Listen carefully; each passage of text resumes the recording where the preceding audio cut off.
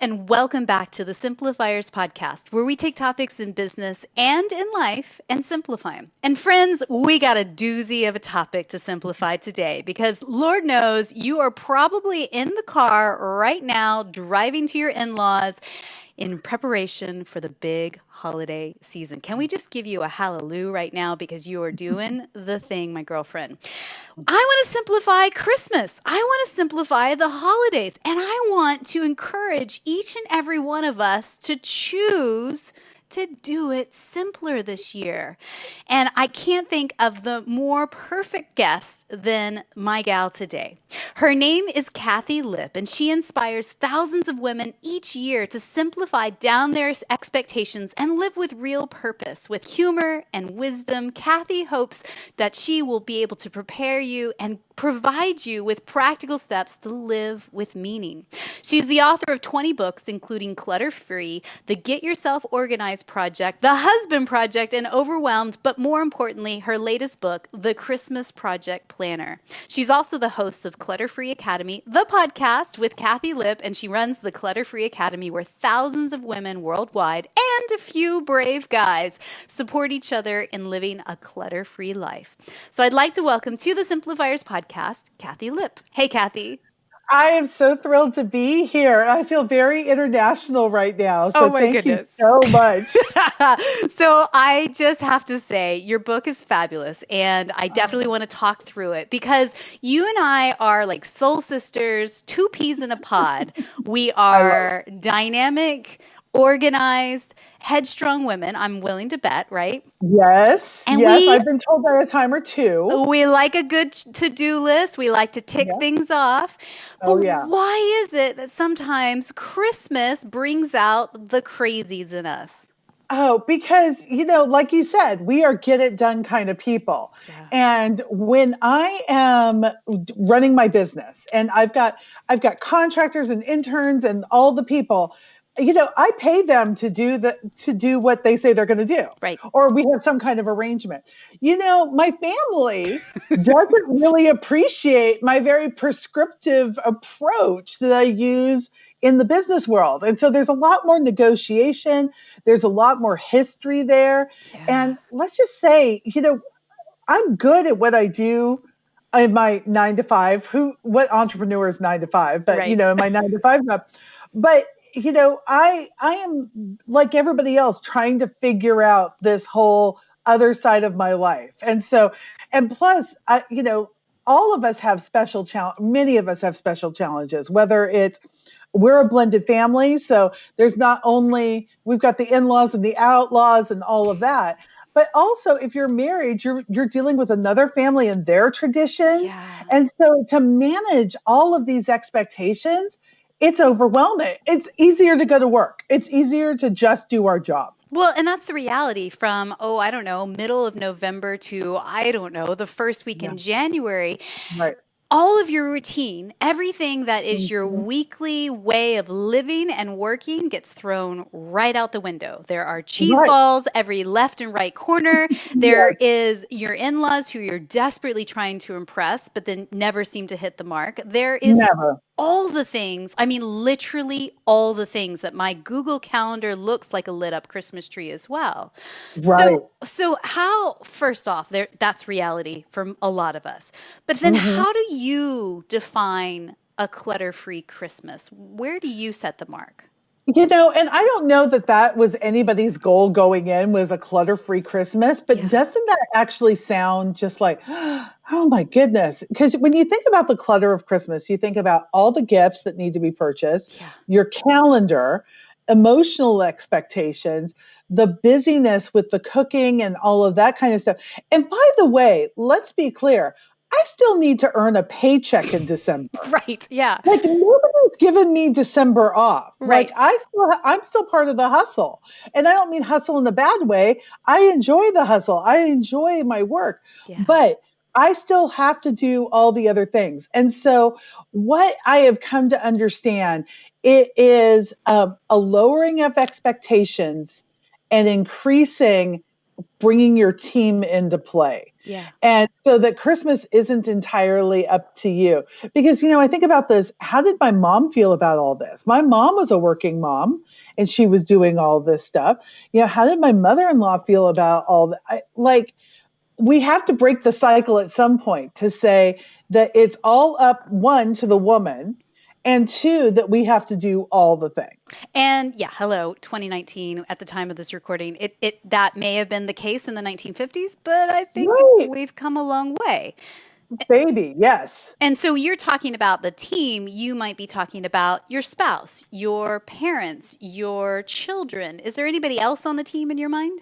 Well, I really do think that it is other people who have a similar mindset, who are saying, I don't need to flock my tree in order for us to have a happy Christmas. Yeah. I don't need to do everything that all of my neighbors are doing. Now, there are certain parts of Christmas I just love and adore. I love the cooking. That's a favorite part for me. My husband loves to do the outdoor decorating. But, when it comes to indoors, we're pretty simple. We like a tree cut down from, our property, and we put it up with some lights and we're done. And to other people, it's not Christmas without doing the tree, but you have to figure out what's going to work for you. And so it's about finding those people who are saying, you know what, you're not sending Christmas cards. Good for you. That's okay this year. That's okay. We probably send Christmas cards once every 5 years. And if I was surrounded by a bunch of people who are expecting cards all the time, that would be an added pressure I don't need. So I want to surround myself with people who get it. That sparks me to think of an episode that we released earlier this year with John Rulin. And I'll put a link in the show notes for anybody that's listening to this one. He is a master at gift giving, but in a corporate way and with your clients, and show them love. Oh, nice. One of the tips he had said was that, when the most powerful time is to send a card, a handwritten card to somebody, is not the holidays. It's when they least expect it. So actually, I've been doing that lately, trying and testing that theory, because yes, there is the frenzy of, I got to get all the Christmas cards out, not just to the family, but to the clients and to the vendors and to the, is actually send out a year in review card or letter, or send a little love in March or April when no one's expecting it, which is great. One of my friends, now this is not a tip for this year, but maybe for next year, she, instead of sending out Christmas cards, she sent out Thanksgiving cards. And she just said, here are all the people if you're receiving this card, I'm grateful for you. Yeah, I love it. And I love that, because have you ever, now, okay, true confession time, you get all these Christmas cards at the same time. And there have been years I haven't even looked at them until like mid-January. It's true. It's true. So would you rather be one of 20 cards that somebody gets this Christmas season, or would you like to be the card that sits on the person's desk or mantle in the month of March when they least expect it? So just a thought. But I want to go back to something you said that really perked my ears up, is when other people say the thing, it wouldn't be Christmas without ... Tell me more. So I think that we heap a lot of guilt on each other. I'll give you an example. Now, my mother-in-law is not going to listen to this podcast, so we're okay. Okay. Not that she wouldn't really, really enjoy it, but I don't even think she quite knows what a podcast is. And we took her to Disney World very soon after the death of my husband's stepdad. And we get there, and it was 3 days of the words, I'm so disappointed. Like, I'm so disappointed they don't have their decorations up yet. I'm so disappointed that they're not doing the Christmas parade. And then I'll never forget it. My husband, we get into one of the parks and he goes, I'm so disappointed they don't have the tree up. I'm like, okay, she's an 85-year-old woman. I'll put up with it from her. You? Oh, no, we are not going there.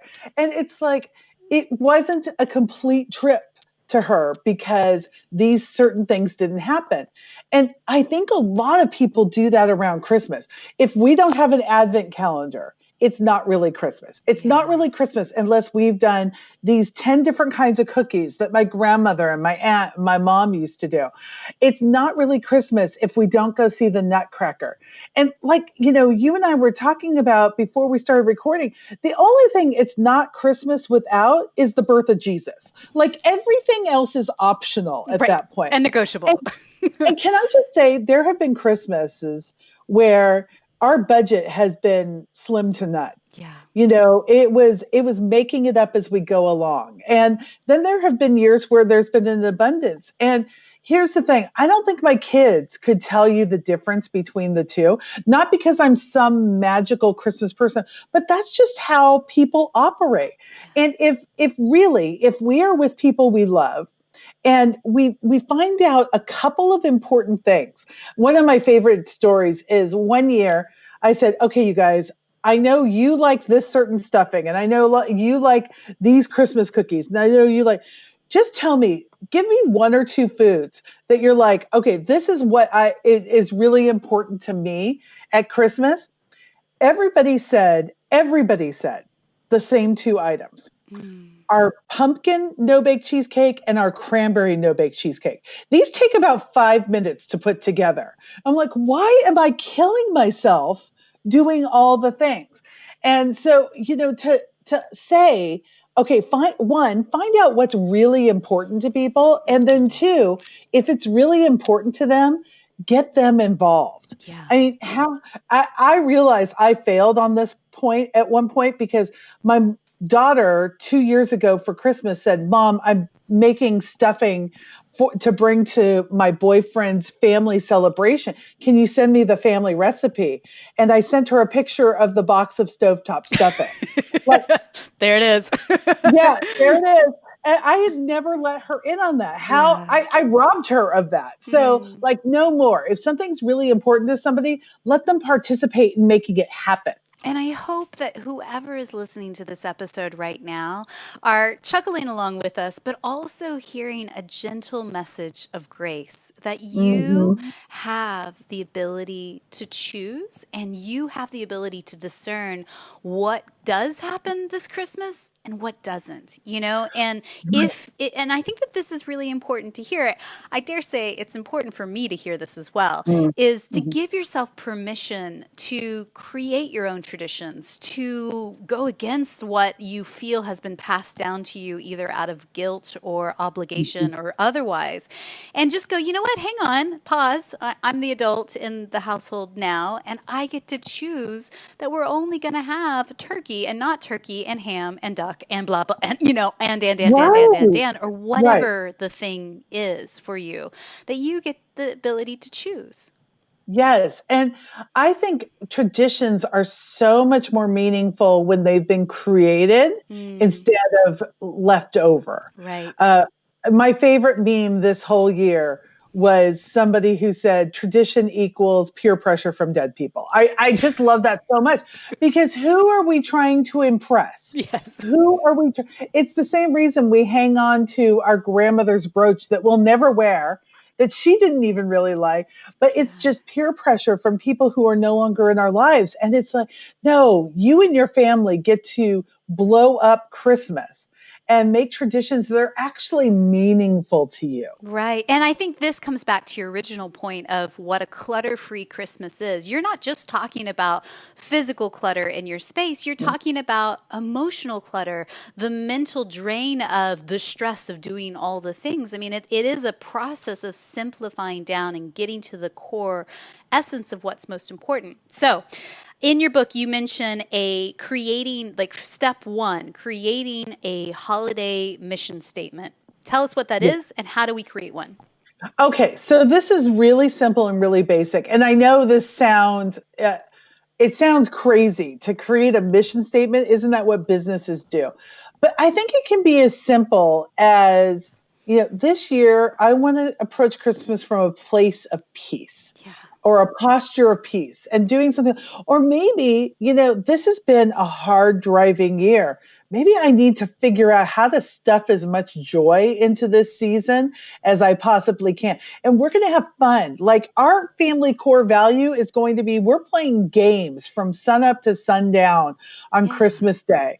What is it that you need to figure out? And one of the things I like to remind people, especially when you've got blended families or step families or, in-laws and things like that, is that really when you are trying to accomplish a certain thing at Christmas, whether it's joy or peace, or maybe you just want people to get along, maybe your expectations are really basic this year, to be able to understand. There's a great engineering principle that my husband taught me. You can have it better, cheaper, or faster. Yep. Pick 2 out of 3. Okay? With Christmas, I feel like there's the same kind of principle going there.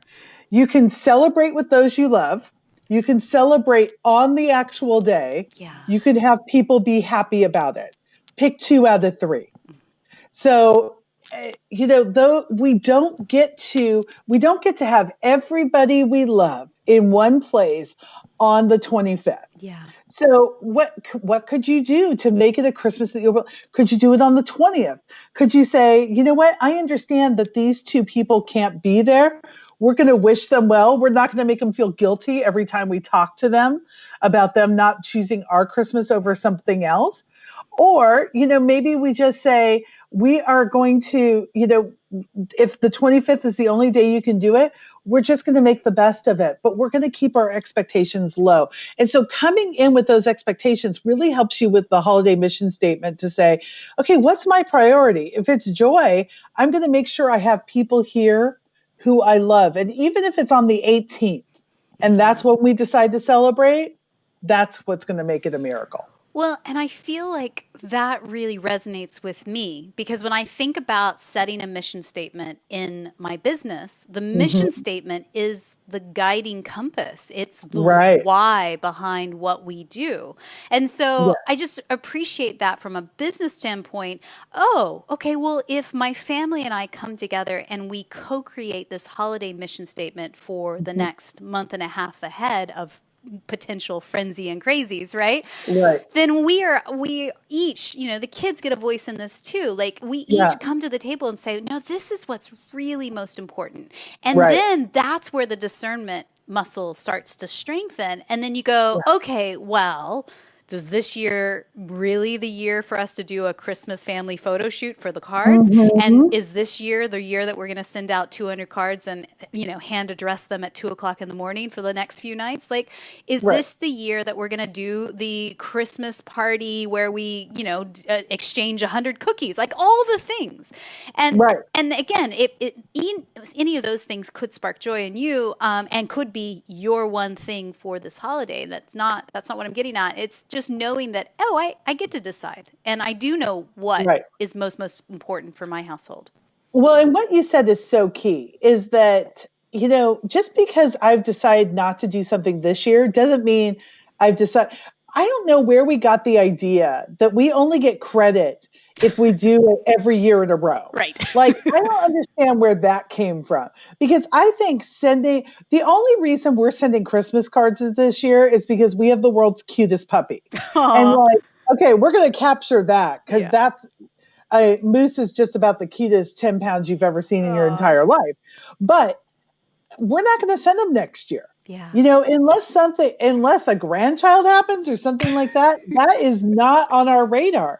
So Christmas cards from the Lips once every 5 years, that's plenty. Yeah. And maybe one year we're going to do a big Christmas cookie exchange. That doesn't mean in 2020 we have to do it again. It could be one thing we do every 5 years. But I think there's something really wonderful about looking at the year you've had and say, what do we need coming out of this year? Yeah. So if you've had a really chaotic year, maybe you need to have peace. Maybe you had the death of somebody that you dearly love and that hole is aching. Maybe this is the year to say, you know what? We're going on a trip for Christmas. Yeah. Figure out what it is that you and your people need. When I say you and your people, I'm looking at you, your husband, your kids, if they're still in the house, but figure that out. There have been years that Roger and I have ditched Christmas. We have blended family, and all the other people are like, we want them on the 24th and the 25th, and we're like, fine, we'll go stay in a bed and breakfast. We'll do something on the 28th. You guys have all the chaos and all of that. And we just brought a little tiny Christmas tree with us, and we snuggled up next to a fire. It's one of the best Christmases I've ever had.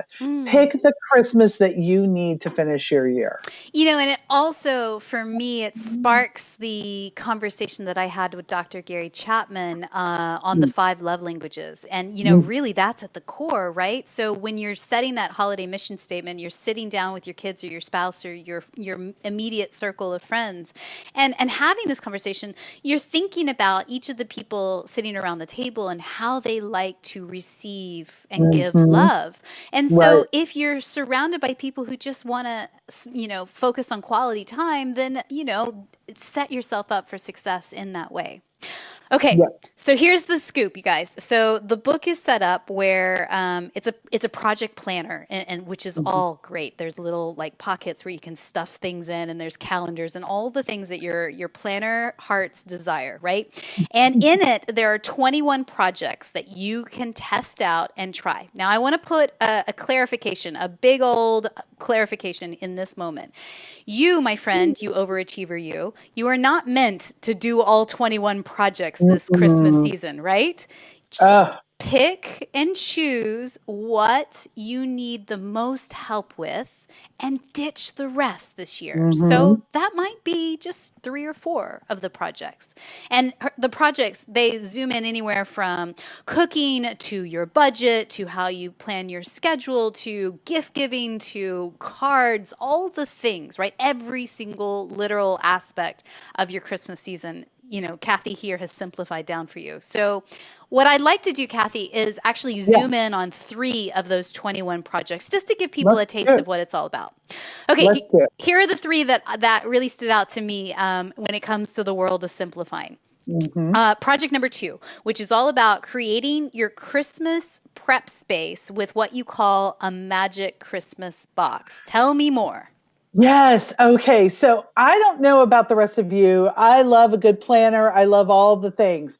But here's the thing. I can have all the tools, and I spend all my time saddling up and not doing the thing. Yes. And so what I needed was a box, just a box. I'd use a file folder. You could use a lidded box, whatever works for you. And this is where you keep all the Christmas stuff. This is where, when you get a Christmas card and it has the return address label and you want to make sure you update your Christmas card list, you just shove it in there. Because I know most organizers would tell you, as soon as you receive that, go to your computer and check who does that? Nobody does that. No. So you just keep them all in one spot. This is where you keep all the receipts for anything that you've bought. If you have Bed Bath & Beyond coupons or coupons to your favorite store, whatever that may be, you keep them in there. Lists. When my daughter-in-law sent me my stepdaughter sent me an idea for Christmas, I actually printed it off and put it in the box so I would not forget. Because I don't know about you, digital clutter, things can get lost way too easily. Totally. So Christmas stamps that were left over from last year can be thrown in there. Any idea? Now, when I've ordered gifts for people in the past, especially people out of town, I am now on their mailing list until Jesus comes back.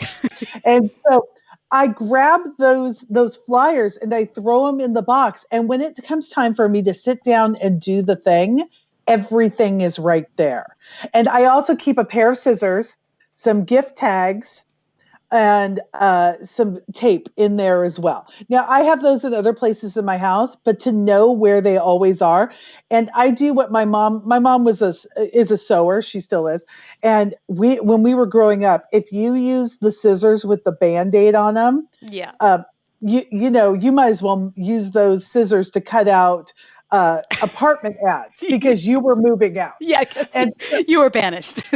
yeah, so the red-handled scissors in my house, Yeah. don't touch those. Those are mine. They go in my Christmas box. I love the idea. And, by the way, this is what I really appreciated about the book, Kathi, is that these projects are super simple, but Yeah. so profound when you actually put them into place. Because the reality is, if you don't make a Christmas box, guess what? All of that stuff gets sprinkled around your entire Right. house, and you're desperately looking for the right pair of scissors, or you're desperately looking for just one more postage stamp, right?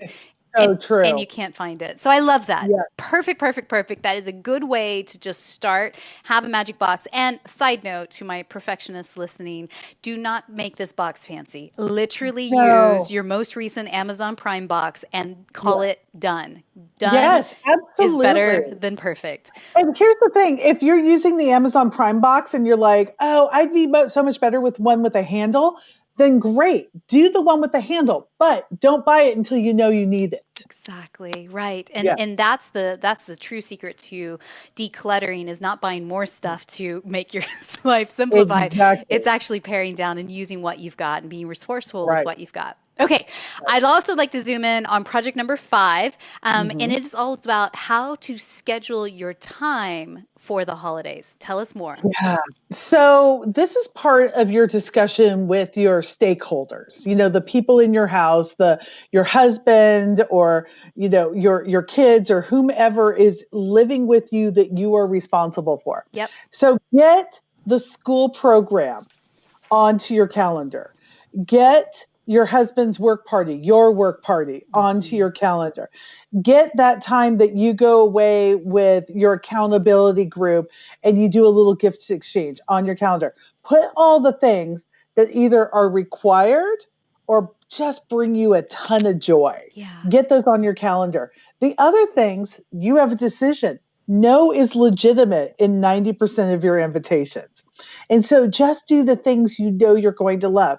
Like, one of my husband's deepest joys is he loves working on the production team at church. And so those are some big chunks in our calendar that I need to schedule off to say, no, we're not going to another party. No, we're not doing all the other things. The other thing that's really important to us is we like to drive through Starbucks, grab a couple of holiday drinks, and go look at lights. Yeah. And we have one kid in our house who makes the map for us of where we're going to go look at all the lights. And then one other kid gets all the Starbucks orders and does the app and puts the drinks in.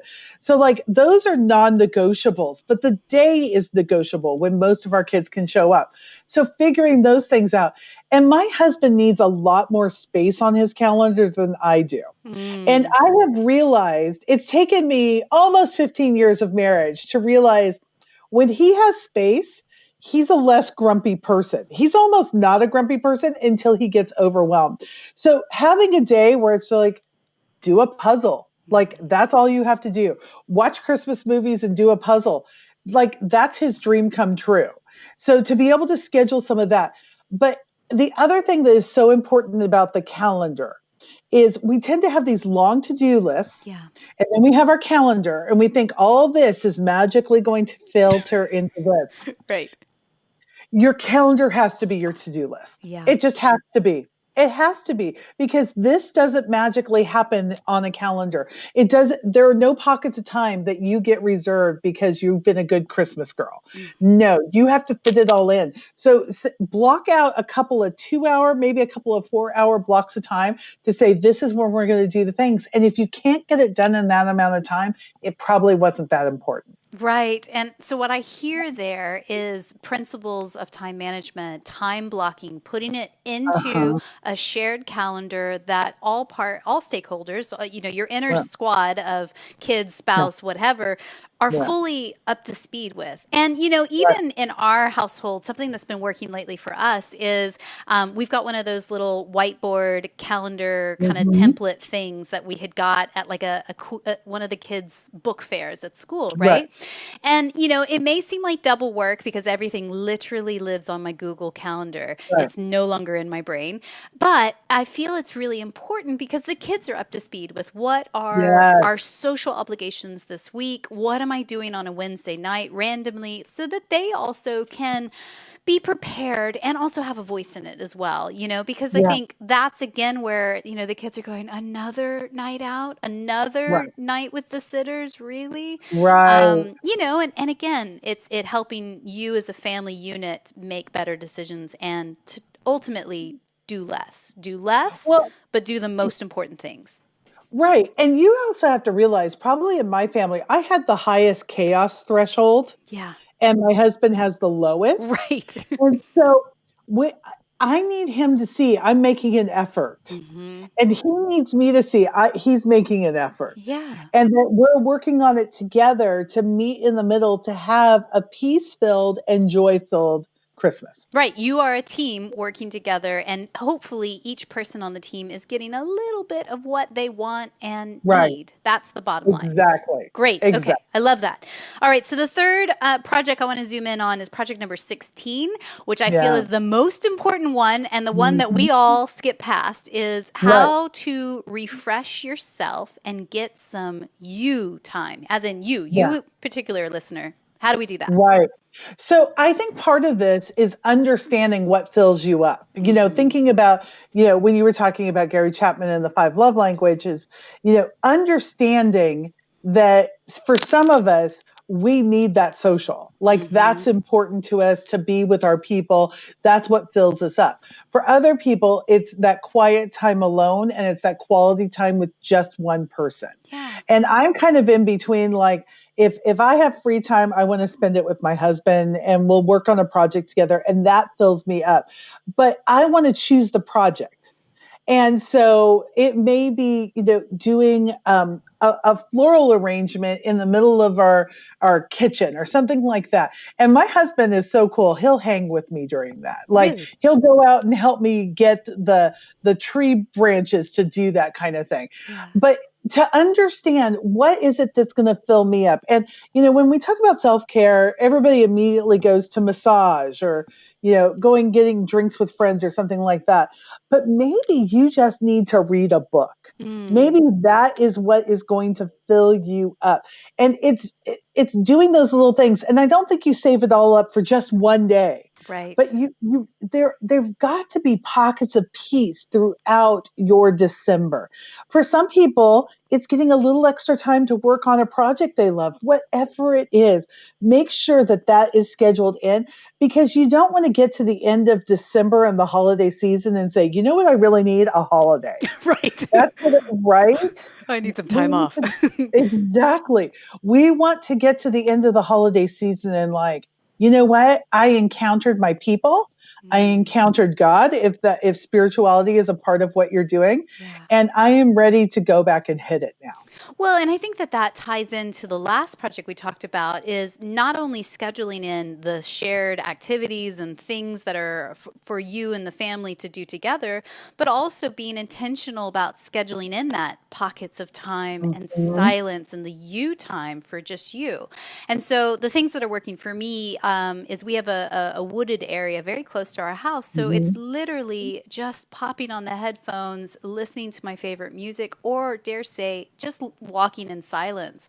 And it Mhm. doesn't have to be some big grandiose thing with No. photographers and photo shoots and the perfect outfit and all that. It literally is me in my scrubs and like going out to the woods for 10 Right. minutes, right? So don't overcomplicate it. Yes, walking in the woods is important. Time for prayer or meditation, sitting by that Mhm. beautiful Christmas tree, Yeah. it could literally be as much as just savoring a hot drink, a cup of Right. coffee and having that moment to pause. So, Yeah. yeah, I would encourage you if you're hearing this, like think about right now the things that give you the warm and fuzzies when you think about Christmases past. Mhm. Whether those were special moments with other people or just literally moments where you are all by yourself and nobody's asking you to do Right. anything. And Right. yeah, like Kathy say, like start to figure out where you can plunk those in. And then I think the one step further is communicate it to your inner squad. 100%. Tell them Yeah. like, hey, in order for mommy to be sane this year, I'm gonna need some mommy me time. And so how Mhm. can you guys help me do this? Because when I'm happy, Right. trust me, we're all happy. Yeah, and I think for some reason we have been so reluctant to have our families help. Yeah. And like we get some kind of special gold star if we do Christmas all on our own. No. No, no, no, no, no. We need to have the best gift you can give your family is a sane mom. Yeah. Yeah, it's true. And so I think Yeah. that comes back to what you say in your book of asking for help, saying it with Mhm, your outside voice to your people and asking mhm. for that extra help. So I then love it. I'm Your outdoor voice. I love that. yes, you have to. So you can tell I'm a mom, right? Yes. So the reality is, you've written this book, you've simplified so many aspects of Christmas, and this is literally just 3 of 21 projects. Mhm. I'm curious, Kathi, how are you doing Christmas differently this year now that you've written the book on simplifying it? Yeah. What's changed for So you? it's it, I am not as tied to things having to be a certain way. Yeah. We have a very unusual situation in our business where we live part of the time in San Jose, California, and part of the time in a tiny, tiny little town called Oma Ranch, California, Mm, where we have a mountain house that we do writers' retreats at. And amazing. so we have like 6 people come and they spend a week and they hunker down and they focus on their projects. And we have great teachers and fun stuff. And so we are at the mountains right now. And we were trying to figure out how do we get all of, in my brain, of course, all of our kids would come to the mountains. We'd have a mountain Christmas and it would be Oh, amazing and be right. yeah. And, yes. And nuns would show up and sing. Well, 3 of our kids work in retail situations. Oh, yeah. One works for Apple, one works for a supermarket. They can't get 2 days off in a row to save their lives. So you know what I think we're going to do this year? We're going to get a hotel room in San Jose. Mm. And with it's an embassy suite. It sounds fancy, it certainly is not. And we're going to put up a little Christmas tree and have everybody just come there. Yeah. And so, like, what's the most important thing? The most important thing isn't the location. It isn't the date that we're celebrating. It's who we're celebrating with. Yeah. And that's it. And that we get to be with them. I don't even know if we're all going to be able to be together at the same time, Yeah. but we will get to see each kid at some point or another. And you know what? So it just takes a ton of the pressure off to say, we're doing something different and it may not work for that person's family, but it works for our family. And that's okay. I think it comes Yeah. back to the message of enough. When Yeah. you realize what you, your inner squad, your circle of family really want and need and desire, and let that be enough. And that's how you cultivate that discernment muscle in order to say no, or, Mhm. take it a step further and say no, thank you, with Right. gratitude. Thank you so Yes. much for inviting me. Thank you so much for thinking of me. We're not going to be able to make it this year, but thank Yeah. you. And, again, if anyone's listening and you are the repeat perfectionist and or sticker chart completer, like we all are, we love a good sticker chart. I'm just saying, Oh, Kathi, yeah. Oh, it's friend, it's gotten me to do more in my life than just about anything the else. Yes. truth is there is no sticker chart for Christmas, and it's Yep. okay if you don't complete all the things on your list, and it's okay to say no with gratitude as well. Yes. I love that. So I highly recommend, it doesn't matter when you are listening to this episode, pick yourself up a copy of this book. It will give you clarity, it will help you simplify, and it will help you declutter Christmas. So it's called the Christmas Project Planner. You can buy it wherever books are sold. You can also find Kathi online at her website, Kathi Lipp. That's Kathi with an I and Lipp with 2 P's.com. And, all the links that we mentioned, all the resources we talked about on today's episode, you of course can find in our show notes, the simplifierspodcast.com.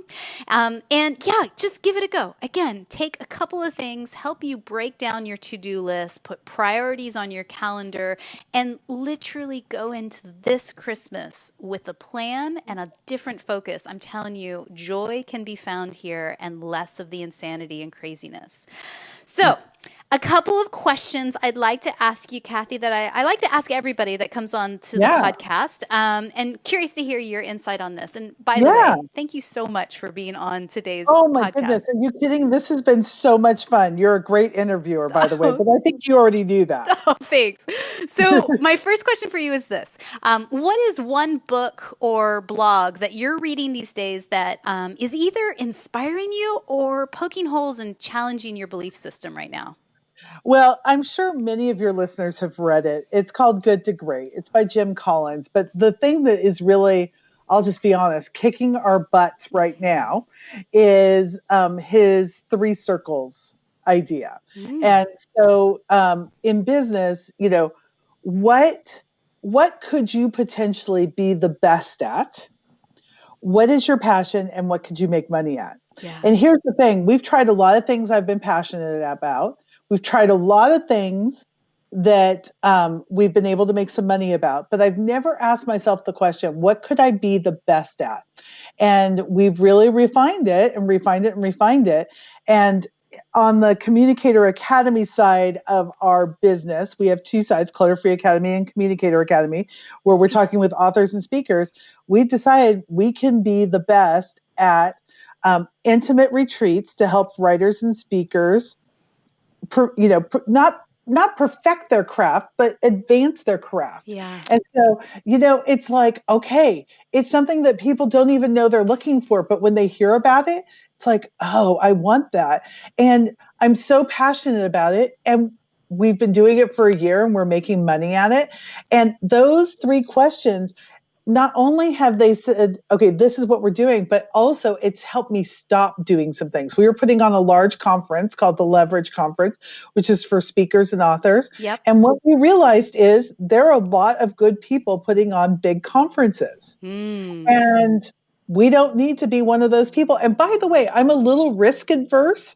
So doing a big conference is a big risk for me. And a whole lot of money going out the door. It's so true. Yeah. And so I'm better at medium risk, but medium reward. And so we have found our sweet spot. And can I just tell you, it has changed everything in our lives. It is a great book. It's one that I haven't read in a long while, so it's one to certainly think about over the holidays to pick up again. And I'll put the link in the show notes for people if you guys want to check it out. And side note, the second you mentioned the mountainside retreat home, I was like, ding, ding, ding, I'm in. Can you sign me up? Can somehow get me to fly from England all the way over there? Because that sounds absolutely perfect for me personally. It's what people didn't even know they needed until they hear about it. And they're like, I need 5 days. Yes, please. To go and so in the mornings, they spend all morning writing. And in the afternoons, we have teaching with amazing authors. And then in the evenings, you get to do something fun because you've worked really hard. Yep. And so we have wine tours, we have mountain barbecues, we have also. So it's the perfect writer's retreat. I love being able to be a part of it each time. We should chat more off this video because I am actually putting it out there into the world. Some people know this already, that I will be writing my first book in 2020. So let's chat. We should talk. Definitely. Okay, so my next question for you is this. Someone somewhere that you know in your network that you just feel is up to brilliant things. I'd love to shine a spotlight on him or her. And yeah, who knows? Maybe one day we'll interview them on the podcast. Who would you choose? This is not even a discussion. Her name is Tanya Kubo. And who she is, okay, so she started off as one of my interns. And she is now running the world. And you don't even know that she's running your little world. She has an online community on Facebook. It's called The Secret to Thriving Online Communities. Tanya Kubo's The Secret to Thriving Online Communities. And what she does is it's not so much about platform. It's not so much about marketing as it is growing engaged followers. And so engaged followers, you hear about engagement, you hear about followers, you got to put them together. And she's just a genius at this. She's the one who started our clutter-free Facebook group. Yep. And we're going to hit 10,000 by the end of this year. And it's because of her and her smarts and understanding how to engage people. And she's helping us run our business, and she's just a genius, and she does this for a lot of people. And I feel like her mom. I'm so stinking proud of her Oh, because she's young, but she's so smart and she gets it. I And so Yeah. love it. Love it. Well, we will definitely link up with Tanya so people want to learn more about her. Again, go Mhm. back to the show notes and you'll find it there. So, I want to remind you guys, if you are curious about the Christmas Project Planner, there is a private Facebook group for that specific people who are reading the book. And I think this comes back to what we said at the top of the episode is surrounding yourself with people that are going to say, hey, yeah, I give you permission to say no to the 80 billion things. So again, find those links in our show notes on how you can also join that private Facebook group that Kathi runs and her team does. Also, where do you like to hang out online? Like, is there one particular social media account where people can connect with you? Yeah, I do a lot on I in our group, the Facebook, the Clutter-Free Academy group. Yep. I'm in there a Great. lot, but also just Facebook. I'm over on Instagram. I love it, but we are really trying to instruct people with a lot of Facebook videos on how to declutter, and so we spend a Perfect. lot of time over there. Okay, great. So her link for Facebook, if you're looking for it, is facebook.com/author Kathi Lipp. But we'll put those links in the show notes. Okay, again, I so appreciate all of your insight. I think that this is a necessary message for so many of us to hear, to give yourself that grace and give yourself that permission out there in the world. So thank you for that. In my opinion, gratitude and simplicity go hand in hand. Amen. What are you grateful for today? Oh, wow. I mean, my husband says that he said after about 5 years of marriage, he said, "Did you know that you say you're grateful for where you live every single day?" I'm like, Mm, "No, I don't." He goes, "Yeah, every day."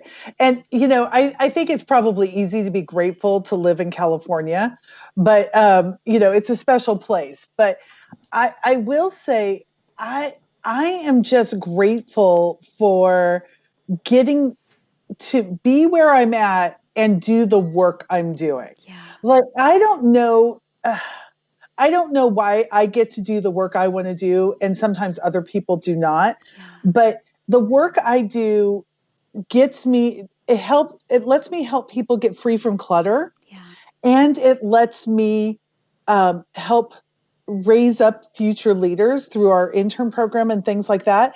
And where we live, it's a powerful combination. And I just wake up super grateful every day for that. And so I love the question because the more stuff I've gotten out of my life, the more grateful I am for those intangibles, where we live, the work yeah. I do, the people I get to surround myself with. So I'm very, very grateful that you asked the question because it reminds me to sit in that gratitude when other things are hard. It's true. Less is Mhm. more, certainly Yeah. in the physical and emotional way, but it Hmm. also less means that you have so much more gratitude for the things that you do still Yeah. let into your life and hold on to tight. Yeah.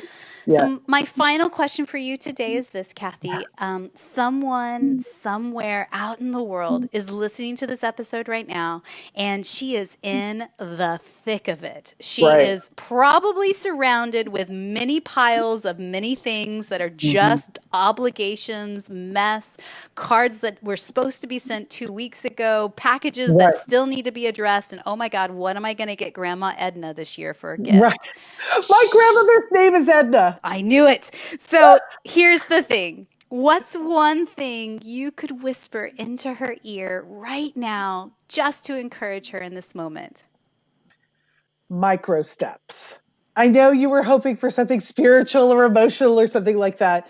But you know what? If you're overwhelmed by that email, you don't have to deal with the whole email. Just open it up. Be Yeah. very kind to yourself.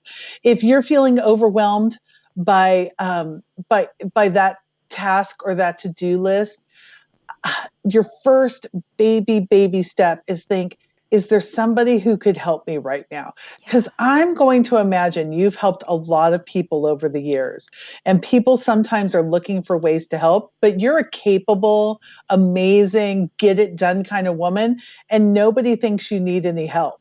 And when you can say help, one, it frees somebody else up to say yes. And two, it also makes them realize we're just all a bunch of humans doing our best. And you have given them freedom in regards to that same thing.